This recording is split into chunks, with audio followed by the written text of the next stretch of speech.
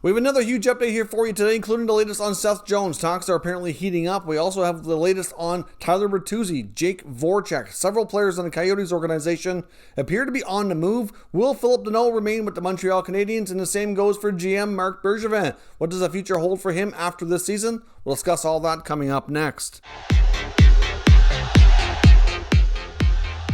So welcome back to another video here at Top Shelf Hockey. Now, as I mentioned, we have a lot to cover here today, so certainly another video you're going to want to listen closely, pay close attention, and watch all the way through to make sure you don't miss anything. Now, first up today, I want to talk a bit about the Montreal Canadiens. Now, they have a vacant head coaching position at their Laval Rocket and the AHL organization available, and it's believed that Alex Burrows, current assistant coach, may be the guy to take that role on. Of course, Burrows has been an assistant in Montreal, and long-term aspirations appear to be a head coach. It would be a great experience for him. But with the recent loss of Joel Bouchard to the organization, it opens up an opportunity for somebody like him to go down there and to kind of hone his craft and being a head coach. So we'll see what happens there. When it comes to Luke Richardson, we found out that his contract actually is expiring here at the end of this season. So many wonder what the future holds for him. He had a brief stint as head coach, filling in for Dominic Ducharme, did a great job. And of course, longer term, he wants to be a head coach, has yet to get that opportunity, even though he's been an NHL assistant for some time. So there's certainly going to be likely other teams that want to be interested in talking to him if he indeed does not stay on in Montreal. I'm sure the Habs would probably be interested in keeping him, but at the same time, he's not going to get a head coaching opportunity for quite some time. So it might make sense for him to move on, and we'll see what happens with Richardson here in the future. Same goes for question marks around Marc Bergevin. He was asked point blank about his contract and whether or not an extension was going to be in the works if he wants to remain in the GM role with the Canadiens longer term. And the only thing he really said in his answer was that I have 1 year left on my contract and I will honor that deal. And that's really all he said. So some feel that, maybe he's ready for a change. He also went on to explain that the last few years have been very difficult mentally and everything that they've gone through with the pandemic and the shortened seasons and the COVID protocols, etc. And of course, it's the job itself. So, he did admit that, it can take its toll on you. So we'll see. Some feel that maybe he's, ready for a bit of a change. Maybe he's feeling a little bit of a burnout effect, and that maybe a new GM could be intact here in Montreal after next year. Maybe he stays with the organization as the president of hockey operations. They have some other qualified people in the organization who could be considered candidates like Scott Mellanby, Marty Lapointe, maybe Trevor Timmins. And you have to wonder about Patrick Waugh as well. I mean, he's obviously been around the Habs a lot lately at games and certainly kind of reconciled with a lot of his old connections. So not to say that, there's any linkage there. That's just me speculating. But still, I have to wonder what the future holds for Bergevin and if he indeed wants to be GM after the next season when his contract indeed does expire. So that's another situation in Montreal to keep an eye on. We also want to keep an eye on the situation with Phillip Danault, who's going to be a pending UFA here soon. Both Bergevin and Danault both acknowledged in their end of season press conference that there was a contract extension on the table earlier in the year, which he did indeed turn down, which also he also admitted it impacted his play, kind of affected him a bit on the mental side of the game, questioned what his role was in the team.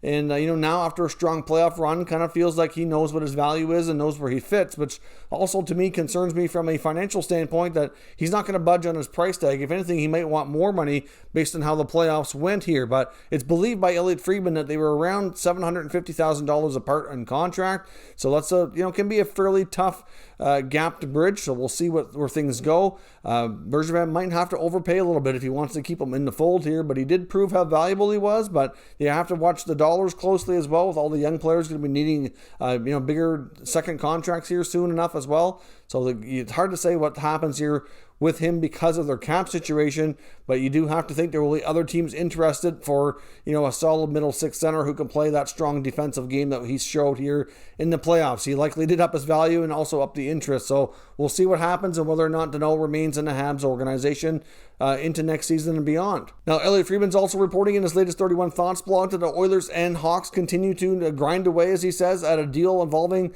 defenseman Duncan Keith. Now, it's believed that the primary piece going back to Chicago was likely being discussed as being Caleb Jones, but it believes that, according to Friedman here, there's other players that the Hawks have been asking about, which might explain why things have kind of slowed down and have yet to come to any kind of terms here on getting a deal done. It's believed that they've also asked about guys like Ethan Bear and Ryan McLeod, according to Friedman. So I can understand why the Hawks would be interested, but I can also understand why the Oilers would not want to part with those guys. I mean, to me, if I'm Ken Holland, I don't think the Hawks have a lot of leverage, and to me, they should be retaining some salary and not getting much of anything in return, given where things are at with his contract and his career and his age and everything like that. So I would not be wanting to overpay as much as I might be interested in having him around to be a character guy who can kind of, teach the leadership and show them how to win and all those things that kind of come as intangibles. Great to have, but you can't overpay for them. So they'll continue to grind away and see if they can find a deal here, but unless they can agree on the return, it's going to be awfully difficult to get something completed. Now, as I mentioned, the latest on Seth Jones, Dave Pagnotta is reporting that talks are heating up here, and largely because the Jackets appear to have given consent to Jones and his agents to talk to other teams. So that could mean that they might talk about a contract extension, and it could mean that they just find a trade on their own to kind of help the organization move things along here. Clearly, the Jackets have been a team that have been, made it known that they're not interested in going into another player here on the team until the last year of the contract, that they're going to lose to free agency. It just doesn't make sense. It's happened too much to them recently, and Jones has made it clear he's not going to sign. So therefore, a trade is pretty much a given. The Flyers were a team linked to Jones the most, along with teams like the Avalanche and a few others. But it's believed the Flyers will only do it with an extension in place, and he's not willing to commit to that right now, according to reports. So they appear to be somewhat on the outs on that regard right now. A team like the Avalanche would be a team to watch, in my opinion. But we'll see. But with Jones having consent and his agents to talk to other teams, if this could speed things up here, it wouldn't be shocking to see a deal to get done sometime before the NHL draft. I'm not sure about before the expansion draft, though, given the fact that teams' protected lists are going to get complicated depending on how the many deals they make. I think we'll see a few trades maybe, but not a lot. I think a lot of it's going to happen between expansion and free agency is when we're going to get the hectic time, probably with the most activity. Now, speaking of the Flyers, who appear to be out on Jones, they may also be out on Jacob Voracek and trying to find him a new home. Friedman's reporting that the two sides basically agreed at the end of season that might be time to look to a fresh start and new scenery here for both the player and the team. And it's believed that he's been advised he will be exposed in the expansion draft. So he could go play with his former head coach, Dave Haxtell, in Seattle, where he did have a great season under Haxtell, one of the better ones. So certainly, might be a good fit there if they're willing to take on that kind of salary. And if they don't want to take him in expansion, then it's believed the Flyers are going to entertain and try to find another trade to another team of some sort. It may have to be in like a money in, money out type of scenario given the contract, but there are plenty of other big ticket names out there in the market looking for a fresh start right now and a change of scenery. So it might not be as difficult as usual to find a fit depending on what they're willing to accept.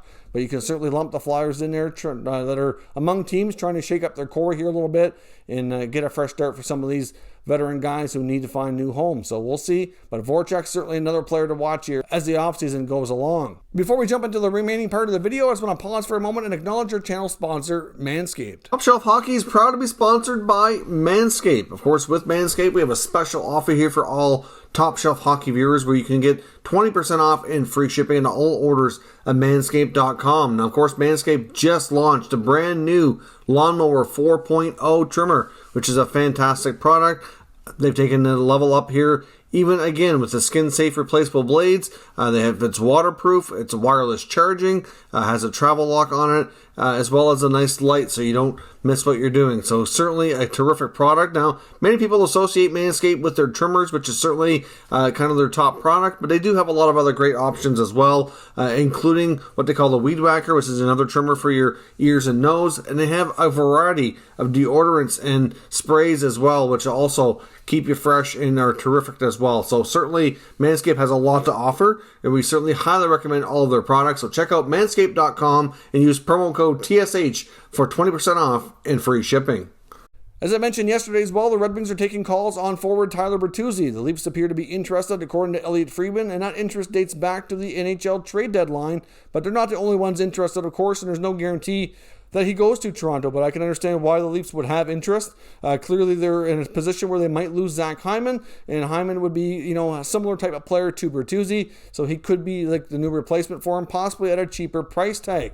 So other teams, though, are reported to be interested in Bertuzzi as well. I'm not sure exactly all of them, but I believe that the Bruins, according to Dave Pagnotta, are among those teams, and I wouldn't rule out even a team like LA, who's looking for another top six forward too, and others. He's going to be a player I think will generate a fair bit of interest, given the fact that he's relatively young still, needs a new contract, and can certainly play a gritty, aggravating style and still could contribute offensively. So I think there'll be a fair bit of interest, and we'll see if Yzerman ends up making a move on Bertuzzi. But when it comes to Hyman, Friedman reports that it's basically a given at this point that he's not returning to Toronto, which obviously, like I said, explains the interest in Bertuzzi. And Detroit apparently is one of the teams that are reportedly very interested in Hyman and could be one of the teams offering the most to bring him into their fold. So we'll see what happens. They're not going to be the only ones in on him as well. So certainly going to be interesting to see where Hyman goes, but makes sense. A team like Detroit with lots of space and flexibility would be one of those teams to secure a good pro veteran like him to bring him in to help work with their younger players as well. So we'll see what happens here, but it's certainly going to be some movement amongst those teams as well. Another quick note on coaching as well. It's believed that the Maple Leafs are likely bringing another experienced assistant coach to work on Keefe's staff, replacing Dave Haxtell, who ended up going to Seattle. One name that Friedman mentions, as well as former Coyotes bench boss Rick Tocchet. So there's some interesting names there, along with a guy like Luke Richardson, who I just mentioned in Montreal, who might be moving on an expiring contract. No guarantees where he goes, but if he hits free agency, you have to think the Leafs might be interested to bring the former Maple Leaf defenseman back as an assistant coach to work with their blue line. It's a possibility, so we'll see there. And I wouldn't rule out Bruce Boudreau either, who apparently has a lot of interest and probably would be the only team like the Leafs would be the ones that he would be willing to do that for without being a head coach, given all the experience he has. But either way, somebody like that will likely be the replacement on the staff of Sheldon Keefe. It's also reported that the Carolina Hurricanes may not offer a qualifying offer to goalie Alex Nedeljkovic, who's a pending RFA and one of the Rookie of the Year candidates, which is quite surprising. But the big issue with them is they're concerned over the arbitration award, since he has arbitration rights. If they can't come to terms, the player can elect to go to arbitration, and it could be settled for them by a third party, and they might be concerned over what might be awarded there. But the other concerns, if you don't qualify him, he becomes a UFA. And is he going to want to be underpaid by the Carolina Hurricanes after what he did this year? I wouldn't think so, but we'll see what happens. If he becomes a UFA, there's going to be a ton of interest in him given his age and how strong of a season he just had. And the Hurricanes also have Peter Voracek as a UFA, so what does that mean for their goaltending? It certainly could create a lot of question marks and uncertainty in that area, so I don't know what's going on in Carolina. I would be quite surprised if they don't qualify Nedeljkovic, but I understand their concerns, but you have to be willing to pay for performance, and clearly he was a huge part of that team this year, so we'll see what happens on that front.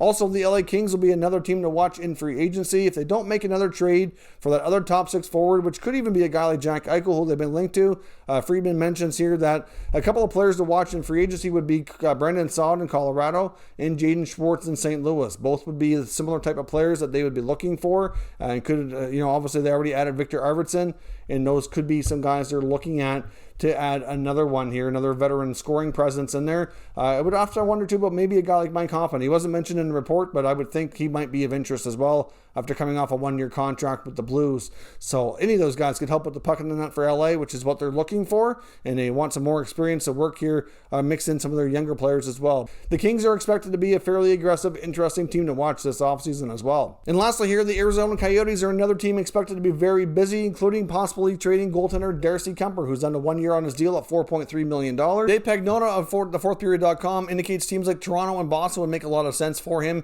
given their unique goaltending situations. And you can mention Carolina in there as well if things go sideways with Nedeljkovic. But when it comes to Kuemper, I would also include even the Oilers too. All those teams have certainly goaltending needs. Toronto's looking for a guy to play with Campbell. The Bruins have Raska. If they sign him, will be out half the season. They need somebody to play with their younger guys. The Oilers need somebody to work with Mike Smith if they sign him. If not, they're going to need possibly two goalies there. So there's certainly a lot of moving parts when it comes to those teams in the goaltending situation. So Kuemper could be a great fit for any of those teams. So I would imagine they'll get lots of interest on his services, as well as a guy like Phil Kessel. Kessel's another guy to watch down to 1 year in his contract. Immediately went to Arizona because of Rick Tocchet. Now that he's gone, you have to think he's likely going to be on the move. There's been reports they'll retain more salary on that contract. So, and Phil Kessel's salary too is also pretty low this year. So a team could get him for one season at a pretty cheap cap hit, as well as dollars paid. So I don't think they'll have any issue moving Phil for the final year of his deal, but he does have some control with a modified no trade. So he'll have to have some say over where things go there. And apparently Connor Garland still in the mix as well. Things have not picked up with contract talks. It's pretty much dead silence